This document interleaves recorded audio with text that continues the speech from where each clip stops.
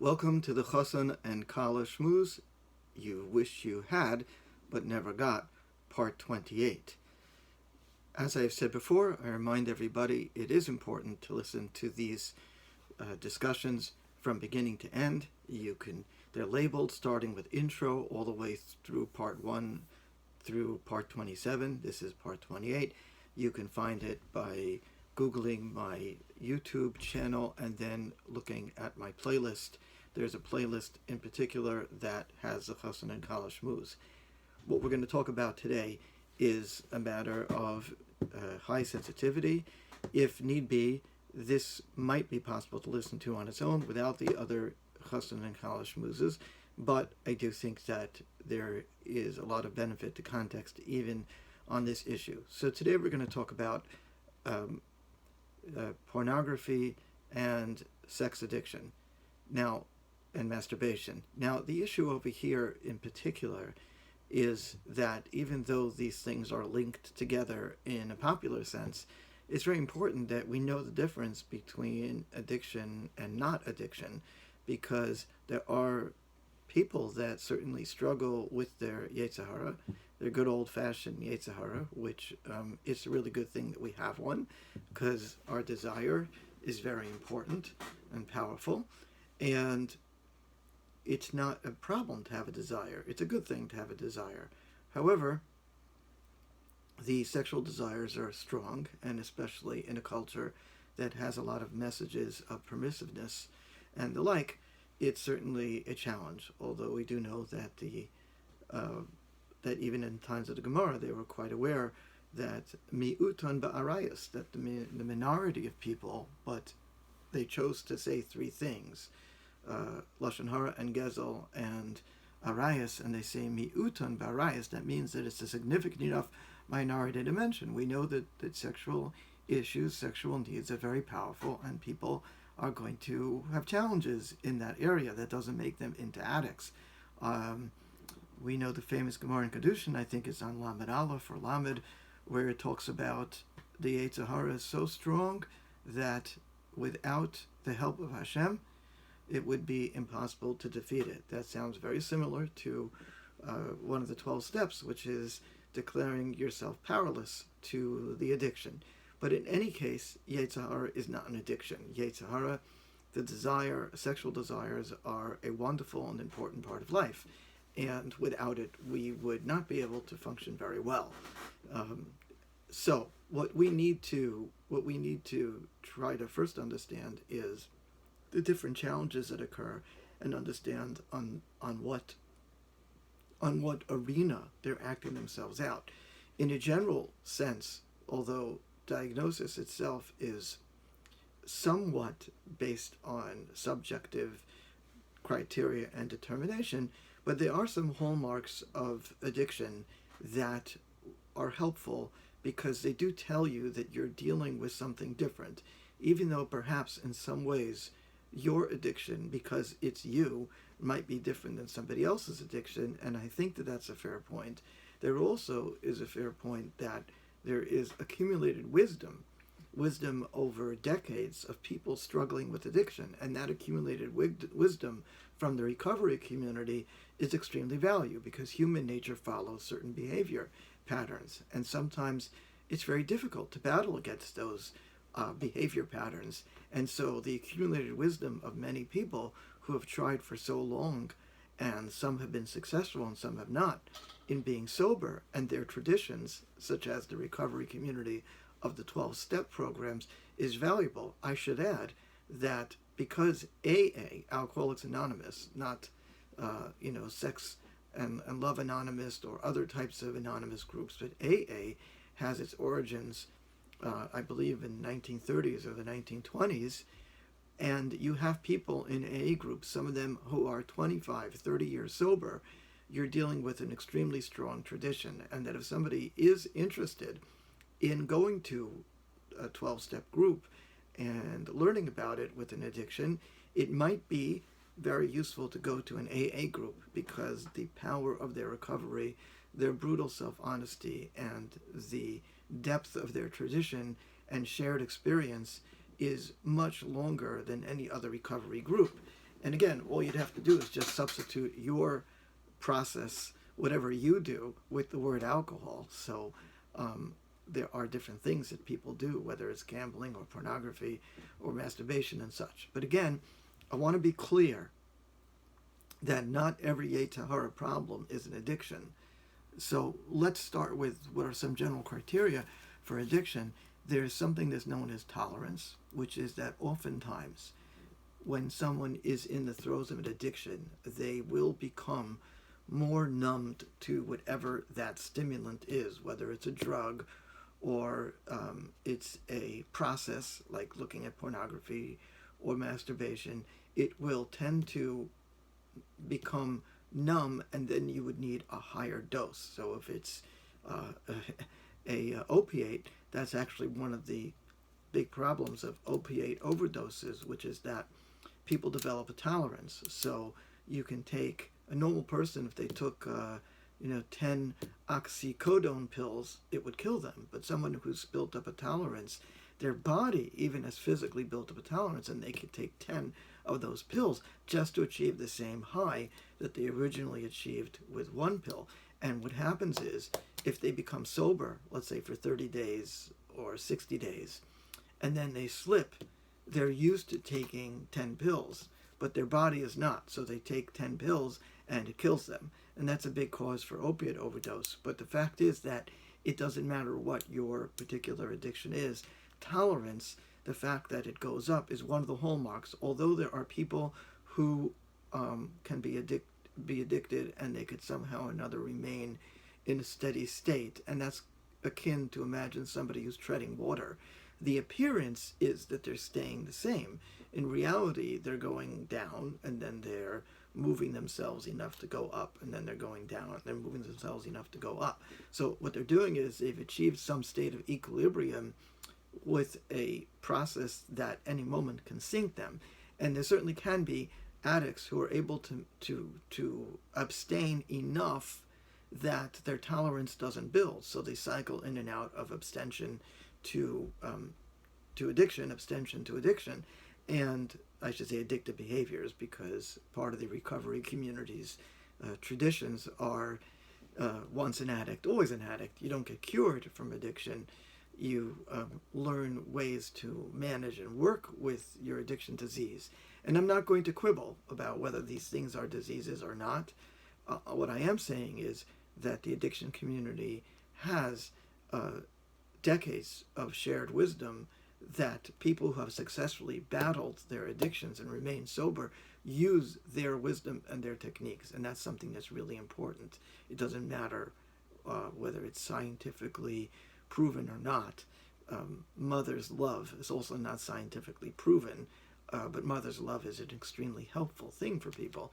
There are a lot of experiences that we have that are not proven empirically and still are extremely helpful. Getting back to that, so tolerance is one. Now, there's another idea also, which is that people who are addicts oftentimes try to quit. Now, it's not the trying to quit that's the issue. It's the fact that you quit many times. As the joke goes, quitting smoking is easy. I've done it many times. So your efforts to quit, the person's efforts to quit, shows that the behavior is, number one, not syntonic with them, meaning that they don't really want to do this. They don't really want to do this. And that, by the way, brings us back to a point of masturbation, which is that, let's say you're from a culture that masturbation is perfectly normal, quote, and okay. It can and cannot have an impact on whether or not it's an addiction. The point is whether or not the person doesn't feel comfortable with it. If you come from a culture where religiously it's considered a major problem, or morally or ethically it feels like a problem to you, then you're in the throes of something that you're not able yourself to fully recover from. And then your efforts to quit, and then coming back to it, and quit, and come back to it, and quit, and come back to it, shows that there's something that's not really in control over there. So that's a fairly decent sign of addiction too. Another good indicator of addiction or not is whether or not it significantly impedes social or occupational function. Translation: does it interfere with your working? Does it interfere with your relationships? Meaning, somebody may engage in a particular sexual activity or any activity, any process that one can wonder if they're addicted to it or not. But the question is, do they do it at work? Do they do it hours a day and they're not able to work? Do they do it to the point that their relationships are suffering? These are interesting questions. Now, none of these criteria alone make an addiction or don't make an addiction. It's a clinical determination. Just like nothing you're going to read in Shulchan Aruch constitutes a psak, it constitutes a rabbinic decision. Lahavdil, no particular one of these things constitute a clinical decision. Clinical decision is made by a trained clinician that has experience and, in a certain sense, a tradition of his or her own. But these are things to kind of put up your radar to think about. Maybe I am having an addiction, or maybe I'm not. Now, I want to say something about pornography for a minute.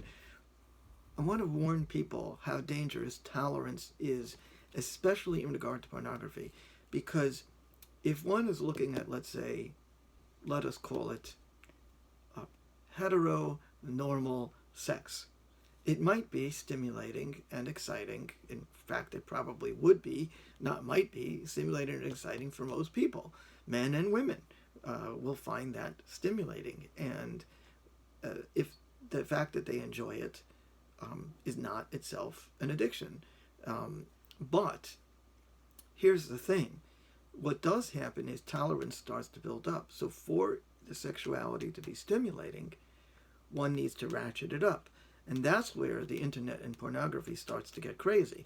Because, first of all, since the internet contains people all over the world, there is no shortage of individuals that will stoop to the lowest, most depraved, disrespectful things in order to feed the hunger of pornography. So you can have people that are being sexually exploited, and you can have people who are not being sexually exploited, but they're still engaging in dehumanizing, perverse acts. And the person who's watching the pornography may need to descend to more and more bizarre and perverse behaviors in order to get turned on. Now, that in and of itself still doesn't make an addiction, although it becomes morally problematic. If there are people that are being somehow or another coerced or taken advantage of, or even just the Tzelem Elokim, the image of God that man is made and is being debased, there are issues with that, leaving alone, the prohibition itself of inappropriate sexuality and masturbation. But what can really get out of control is that the person watching it is developing such a tolerance that they will start doing things that are illegal. So it is natural. There's nothing particularly wrong. It is natural. There's probably a very deep desire, and one is attracted to younger, I say younger, not children, but younger sexual objects, because let us say, let us argue for a moment whether this is exactly true. We can't quibble about the age, but let's just say a 16-year-old girl might be at the peak of fertility and the peak of health. So there may be a very strong biological urge to be sexual with her. However, we live in a civilization, and a civilization says that we don't do certain things that could be hurtful to the other, even if they gratify us. And in our society, we have different ages where consent is determined, and different laws. In some states, it might be 17. In some states, it might be 18. In some states, it may be lower. I'm not an expert in every single state's law or country's law.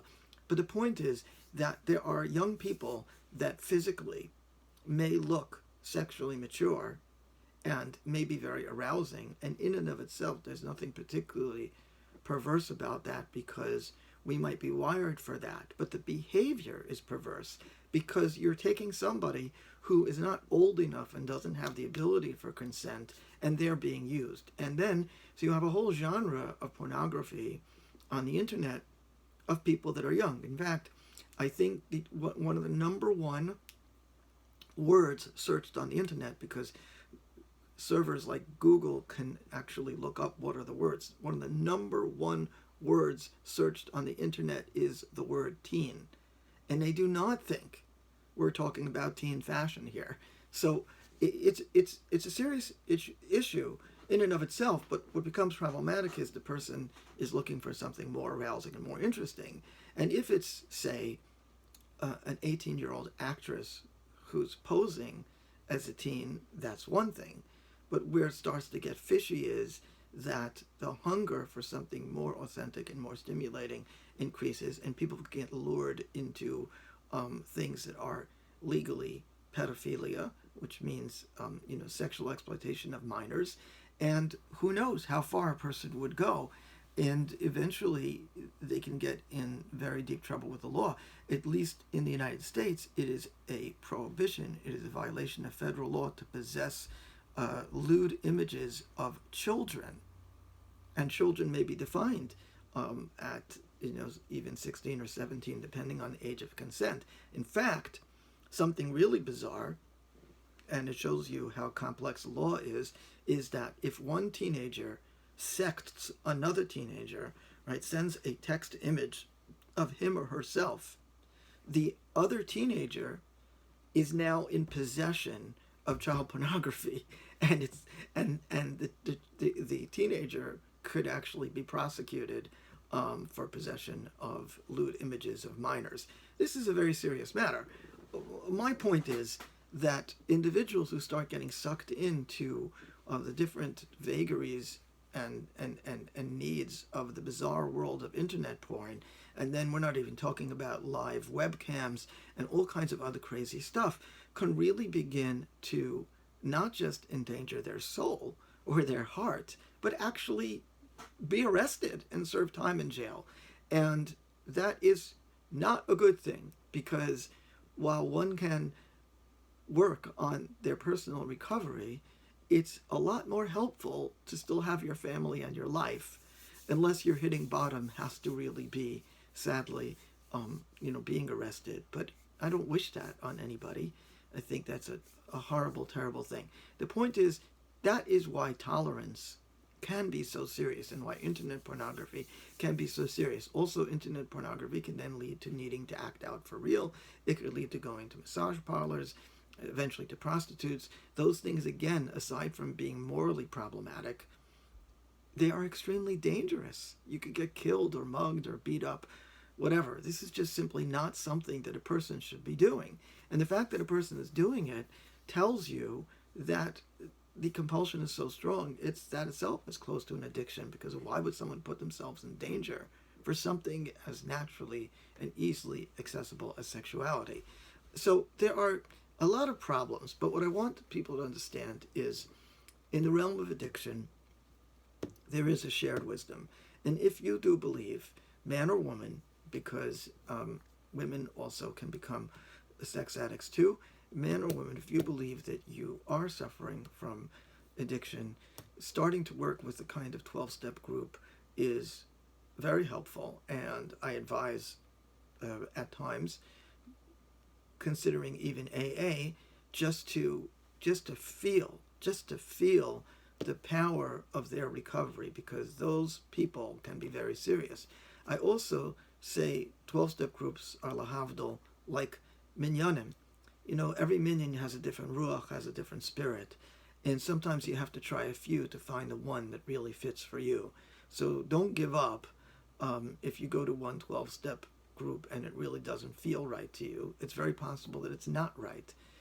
There's no quality control other than the group conscience, meaning that they monitor themselves, which actually is a very effective tradition, but it doesn't guarantee you that this particular group is good for you. So that's something to keep in mind. Now, moving away from what's considered an addiction per se, let's just talk about the fact that people certainly have very strong sexual urges. And I want to talk about, outside of the realm of addiction treatment, just ideas that can be helpful. I mean, the first thing is that shame is like mold. It grows in dark, damp places. So your shame and your feelings of embarrassment or humiliation or lowness for what you're doing is destructive. It's very important to be able to really accept that sexuality itself and your urges are about a beautiful thing. They're about the force of life. And if you've been listening, and you should, to all the other Chosson and Kala classes that we've been doing here, these discussions, they're very clear about the beauty and the power of sexuality and even the holiness of it. And the fact that it's being diverted, although, of course, it is sinful.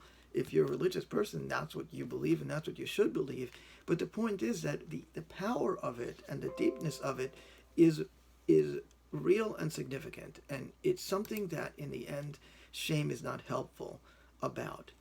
If at all possible, sharing with your spouse what's going on is good. However, I must caution that if one did things that really constitute a violation of the sacredness of the marriage, and probably different people will look at that differently. Like some women would feel, or men would feel, pornography is like adultery, or some might feel that cyber sex or things like that is, and others might not. But the point is, if you feel that subjectively your spouse is going to experience your disclosure, you're talking about it as a violation of the relationship, then it's important to have a lot of therapy work first, both individually and as a couple, because a relationship needs to be strong to handle a disclosure. And if the relationship isn't strong, the disclosure could be destructive. But that's the collateral damage of the disclosure. Let's talk about the benefit of a disclosure at the right time in the right place. Shame is eliminated. Support is being given.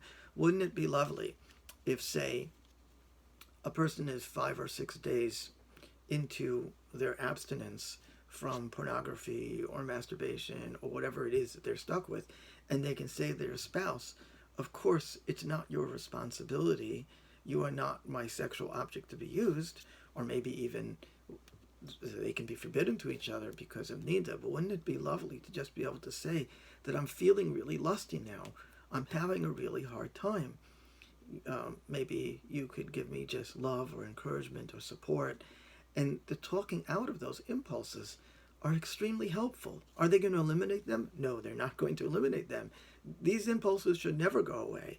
I feel sad for the person that doesn't feel sexual desire. You should feel them. There's a famous story about the Chazon Ish where somebody was praising a particular potential suitor, Chosson, and he was described as so-and-so. He's so amazing. He doesn't even have a Yetzer Hara. He doesn't even have a tendency toward evil. And his answer was, really? Well, then he's a Baal Mum. Well, really, that person doesn't have any desire? Well, then he's a defective person, not a good person to marry. So obviously, again, it's very important to understand and treat that part of yourself with tremendous fairness and even love. And sometimes when you feel overcome by the desire or overcome by the lust, it's important to feel the power, to feel good about life, to feel good about love, to walk outside, to smell the grass, even if you see a beautiful person and you're starting to feel lust. So according to the Torah laws, you have to avert your eyes. You're not allowed to fantasize sexually about the person. But the fact of the matter is, you just saw a beautiful person and you're filled with longing and love and wish for connection.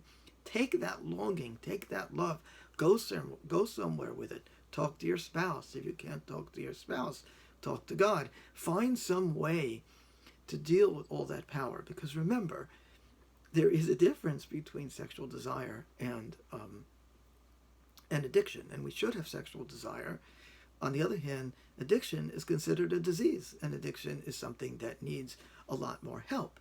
But we're all human, and we all could and will have sexual desire. And our job is to know how to channel it and when to channel it. Sometimes we channel it in real acts of sexual lust and passion. Sometimes we channel it in just acts of love toward our spouse. Sometimes we channel it in acts of love toward ourselves or feeling love in the world.